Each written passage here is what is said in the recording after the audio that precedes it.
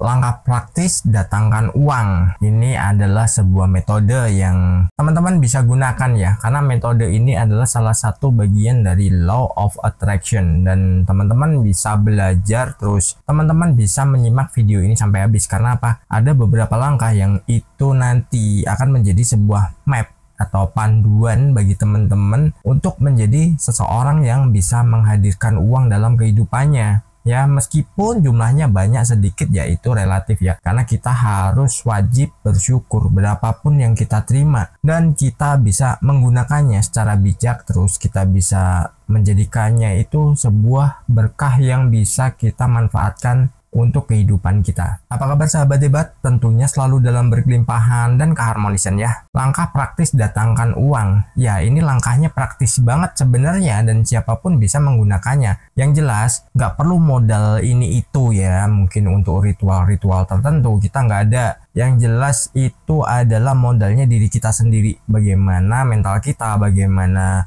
diri kita menyambut, dan kita bisa menjalankan semua itu. Ya, kita langsung mulai di poin pertama. Definisi uang.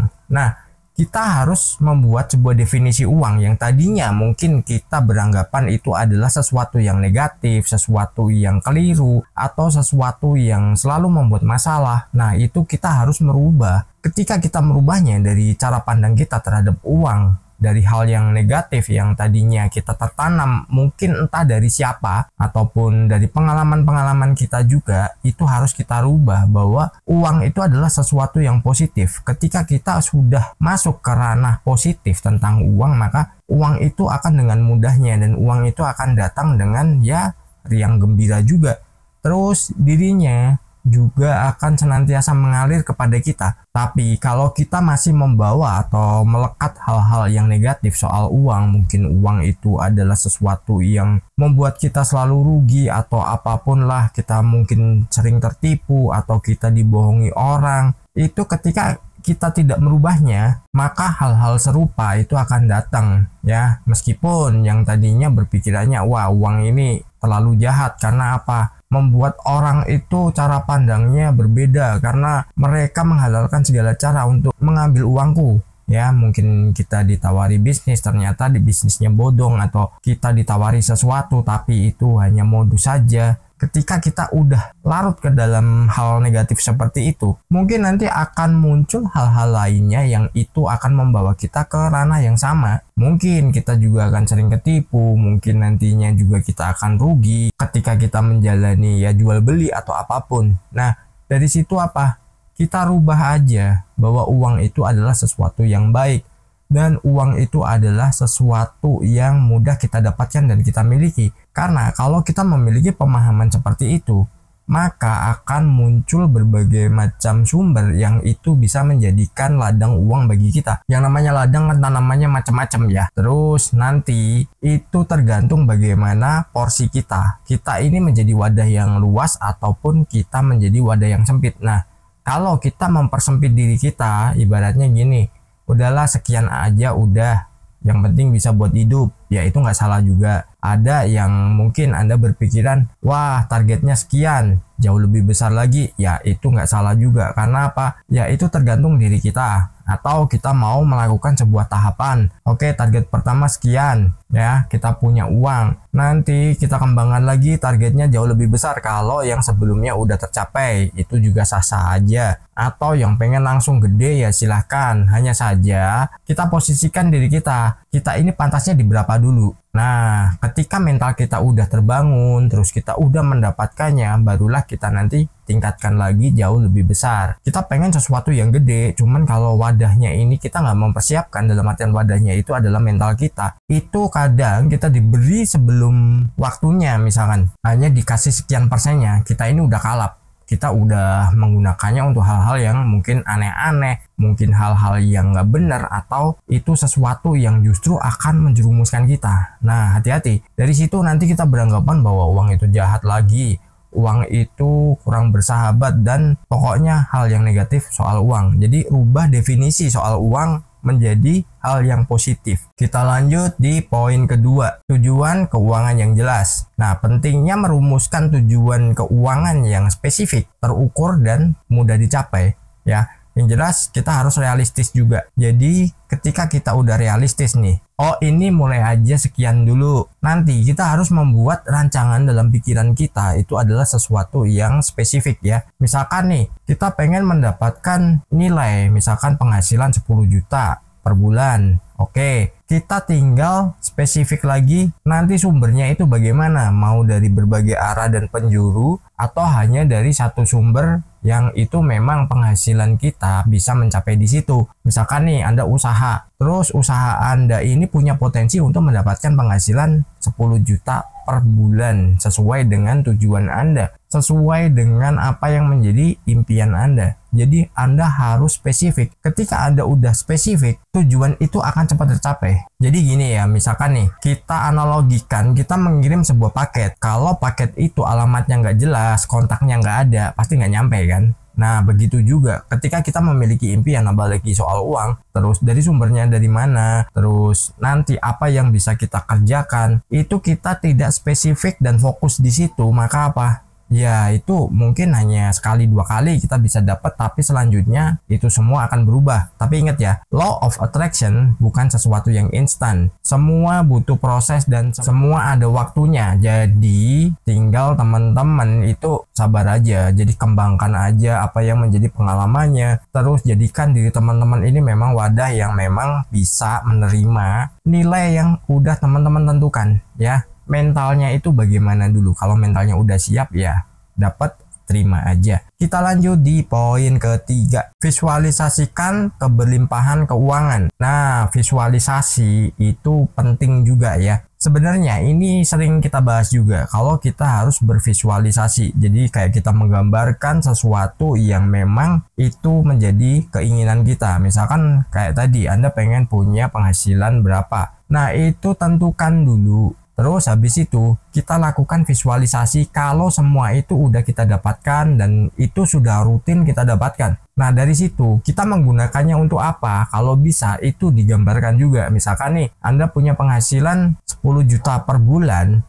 terus Anda pengen mengembangkannya, wah ini buat buka cabang lagi. Nah terus habis itu apa? Anda juga melakukan visualisasi, nanti mungkin kondisi rumah Anda bagaimana, terus kendaraan yang Anda pakai itu apa. Nah itu Anda harus gambarkan secara jelas. Dan jangan lupa libatkan perasaan bahagia Anda kalau semua itu udah dimiliki. Ketika semua itu udah dicapai, ketika semua itu udah didapatkan dan itu semua sudah menjadi milik Anda bisa kembangkan lagi jauh lebih besar. Anda udah tahu ilmunya, hanya tinggal merubah nilainya aja ya. Jadi kita harus selalu menggambarkan sesuatu yang kita inginkan saja, jangan yang ditakutkan ya, jangan sesuatu berhubungan dengan resiko. Jadi gini, wah nanti kalau buka cabang terus nggak laku gimana? Terus misalkan kita mau mulai usaha, wah ini kalau sepi gimana? Kalau nanti bangkrut gimana? Jangan kita berpikir seperti itu. Gambarkan aja kalau semua itu udah didapatkan, semua itu udah dimiliki, dan semua itu udah berjalan. Jadi jangan pikirkan ketakutan-ketakutan atau hal yang itu memang menjadi sesuatu yang tidak kita inginkan. Ketika kita memikirkan itu, takutnya apa? Nanti perasaan kita bermain bahwa itu terjadi. Dan perasaan ini memiliki kekuatan jauh lebih besar dari visualisasi kita. Dari situ nanti justru yang terwujud hal yang tidak diinginkan. Entah nanti Anda kena masalah, entah nanti Anda ya bener-bener nggak laku, Anda nanti sepi, misalkan yang berjualan, atau produk Anda nggak diterima. Nah, jangan fokuskan di situ, tapi fokuskan apa yang Anda inginkan. Jualannya rame atau bisnisnya maju, ya tergantung bisnisnya apa aja terserah. Tapi Anda bisa mendapatkan sesuatu yang itu hanya teman-teman inginkan. Ketika sesuatu yang diinginkan itu kita fokuskan dan itu harus spesifik juga. Ketika udah kita lakukan, maka apa? Ya kita tinggal tunggu waktunya aja, kita akan menerima semua itu. Kita lanjut di poin keempat, afirmasi positif secara teratur. Nah, kekuatan afirmasi positif ini sangat luar biasa ya teman-teman ya. Kalau bisa saran saya itu dilakukan itu pada waktu yang sama. Misal biasa sebelum tidur, lakukan setiap hari sebelum tidur dengan mode afirmasi yang sama. Dan setelah itu lepaskan aja. Afirmasi bisa berbagai hal ya. Kita bisa mengucapkan saya kaya, uang sangat mudah datang kepada saya, dan lain-lainnya. Kalau bisa dan harus sebenarnya imbangi dengan visualisasinya. Jadi penggambaran sesuatu yang kita inginkan. Nah, dari situ nanti perlahan kita akan menemukan jalan dan itu akan menjadi sebuah realita, menjadi sebuah kenyataan. Hanya saja kalau ada orang lain yang tahu dan dia nggak ngerti prinsip law of attraction, biasanya mereka itu justru malah ya memutuskan apa yang menjadi tujuan kita. Mereka akan menjadi penghambat kita. Nah, itu yang bahaya. Jadi kita harus pintar-pintar ya ketika kita melakukan visualisasi. Kalau mungkin di rumah untuk yang udah punya pasangan dan pasangannya ini tidak pernah mendukung ya ketika Anda punya impian, ya jangan bilang, cukup Anda ucapkan sendiri, mungkin di dalam hati, mungkin ucapannya pelan-pelan, tapi rasakan semua itu udah terwujud. Ketika orang yang nggak paham, terus dirinya, wah lu berkhayal, lu ngimpi lu, nah itu tandanya apa? Dirinya nggak siap. Tapi begitu itu semua udah teman-teman dapatkan, nah dirinya baru bengong, kok bisa ya? Atau kalau nggak malah halah kebetulan aja. Nah, ada yang seperti itu karena nggak semua orang itu percaya adanya proses ya. Jadi kita harus bijak juga mengelola bagaimana kita melakukan visualisasi, afirmasi, dan metode-metode yang lainnya. Kita lanjut di poin kelima, komunitas yang positif. Nah, komunitas ini bisa berarti lingkungan ya. Bagaimana lingkungan kita itu mungkin sesuatu yang positif, tapi kebanyakan lingkungan itu sesuatu yang negatif. Nah, ketika kita menciptakan sebuah komunitas yang positif, itu juga bisa dibilang nggak mudah karena nggak semua orang percaya dengan yang namanya hukum tarik-menarik. Apalagi Anda memiliki impian banyak uang, sedangkan Anda ini siapa? Nah, orang berpikirnya seperti itu. Padahal ada seseorang yang tadinya cuman supir, tapi berhubung dia memiliki impian yang tinggi dan dia selalu belajar dan akhirnya apa? Dirinya punya banyak perusahaan dengan nilai saham yang sangat tinggi saat ini ya. Ketika kita menciptakan sebuah lingkungan nih, nah lingkungan kita ini bagaimana? Lingkungan nggak harus misalkan nih teman-teman kumpulan sama orang-orang di kampungnya mungkin atau di kompleknya atau teman-teman kerjanya atau siapapun, atau lingkungan di rumah. Nggak seperti itu juga. Jadi Anda bisa menciptakannya begini, Anda bisa bergabung nih, misalkan ada sebuah komunitas yang ada di online, ya udah gabung aja di situ. Atau misalkan kayak Anda nih nonton video seperti ini, mungkin di channel saya atau di channel yang lain. Kalau Anda menciptakan komunitas yang positif dalam diri Anda juga, maka apa? Anda akan masuk ke lingkup itu dan Anda akan banyak mendapatkan ilmu. Nah, dari situ Anda bisa banyak belajar, meskipun kadang ada orang yang memang dia nggak punya prinsip apa-apa dalam hidupnya. Jadi segala sesuatu dianggap itu bohong, itu sebuah tipuan, itu sebuah rekayasa, atau demi konten itu juga ada. Karena apa? Orang seperti itu, dia adalah orang yang tipe pemikirannya negatif. Jadi kalau ada orang berhasil, orang mendapatkan keberuntungan, dirinya nggak senang. Baik itu yang dikenal maupun nggak dikenal. Yang jelas, orang yang seperti itu, hidupnya nggak akan pernah berubah. Karena apa? Statis di situ aja. Dia nggak menikmati ritme, dia nggak mau menambah wawasannya, literasinya juga kurang, dan dia merasa apa yang menjadi pendapatnya adalah benar. Nah, itu dikirim sebagai permintaan. Ya hidupnya kan seperti itu. Dia merasa nih, alah itu bohong, itu demi konten, terus nggak mungkin lah, atau wah itu nggak ada. Hal yang sebenarnya tadi itu adalah sebuah keajaiban, nggak akan pernah hadir dalam kehidupannya. Karena apa? Dia sudah memintanya, dia sudah request, dan itu semua akan diwujudkan. Jadi hindari orang-orang yang seperti itu. Contoh halnya, misalkan nih kita bahas nih, ada orang dapat transferan tiba-tiba sekian juta. Nggak tahu yang transfer siapa dan uang itu dibiarkan sekian hari, nggak ada konfirmasi apa-apa, ya sudah diambil aja. Ada orang yang nggak percaya, nggak mungkin. Atau ada yang berprinsip, wah itu pinjol. Nah, pinjol dari mana? Karena apa? Pengirimnya aja nggak ada, terus ya mungkin itu nggak tahu dari mana. Nah, itu adalah sebuah keberuntungan, padahal banyak orang yang mengalami juga. Yang namanya keberuntungan itu kitalah yang menciptakan. Tapi kalau Anda nggak percaya dengan keberuntungan, ya Anda nggak akan pernah menjadi orang yang beruntung. Keajaiban hanya akan terjadi pada siapa yang percaya. Kalau nggak percaya, keajaiban nggak akan pernah terjadi. Sukses berlimpahan.